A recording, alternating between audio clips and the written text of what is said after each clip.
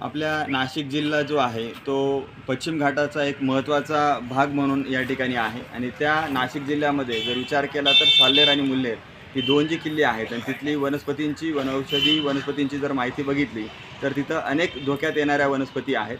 पश्चिम घाटातला जो साल्हेरचा जो भाग आहे तो आता जागतिक वारसा स्थळ म्हणून या ठिकाणी महाराष्ट्र शासनाने आणि भारत सरकारने त्या ठिकाणी उल्लेखनीय गोष्टींमुळे केलेला आहे.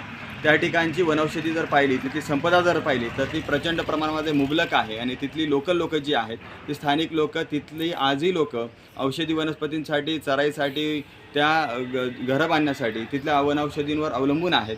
म्हणून सर्वात महत्त्वाचा जर विचार केला, वनौषधींचा विचार करत असताना त्या ठिकाणी प्रचंड प्रमाणामध्ये तिथली वैदू, भगत, स्थानिक जी आहेत ते अवलंबून असल्यामुळे तिथली वनस्पती धोक्यात येत आहेत. मग या धोक्यात असलेल्या वनस्पतींचा आजच आपल्याला त्या ठिकाणी कॉन्झर्वेशन करणं गरजेचं आहे. कॉन्झर्वेशन कशासाठी करणं गरजेचं आहे तर येणाऱ्या पिढींसाठी औषधी वनस्पतींचा आपल्याला ठेवावा लागणार आहे. त्याच पलीकडे त्या बाजूने जर विचार केला तिथली चराईबंदी गरजेची आहे.